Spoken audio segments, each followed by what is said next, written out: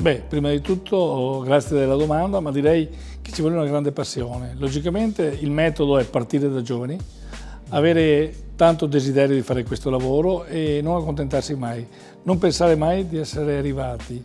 Questo è il messaggio che voglio dare un po' a tutti i giovani, anche perché è una ruota che gira, oggi ci siamo noi, domani c'è dei giovani, abbiamo bisogno di molti giovani in questo lavoro, soprattutto in questo momento. Ma guarda, il piatto che voglio preparare è un piatto, visto che parliamo di grandi celebrity, è il rombo alla Cluny, un mio piatto, un master diciamo, un piatto che ormai mi riconosce per questo. Tanti mi dicono sempre lo stesso, ma tanti vogliono appositamente sempre lo stesso, perché è una delle cose che piace molto, è curioso e interessante che tanti vengono qui appositamente per degustarlo. Io ho fatto 2 Olimpiadi, una a Sochi, una a Vancouver, 14 anni che faccio mostra del cinema, Festival del Cinema a Venezia, ma ho fatto quello di Berlino e anche quello giù a Cannes. Poi dei mondiali di nuoto, dei mondiali di scherma, cioè poi ho fatto gli Open di golf, ne abbiamo fatte di cose. Logicamente ogni evento è un'emozione diversa. Ogni sera qui in questo ristorante mio, che è nuovo, che ho aperto, questo ristorante gourmet a Villa Soligo, è un'emozione diversa e un cliente diverso. Beh, il calore è il nostro territorio. Io sono veneto e italiano.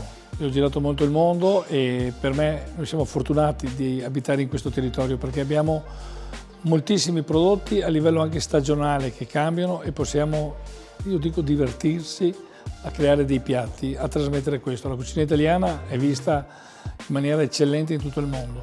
Questo è un grande vantaggio che abbiamo. Poi spetta a noi di prendere questi grandi prodotti e trasformarli su un grande piatto. Beh, allora la TV negli ultimi anni non posso dire che ha dato un grande smalto e rilevanza all'attività che noi stiamo facendo e quello che stiamo facendo. Tante volte non è proprio la realtà di quello che vediamo per TV, perché c'è tutto dietro, c'è tanto lavoro, tanto sacrificio, tanto impegno e tanti anni per cui bisogna lavorare per essere arrivati a un certo livello.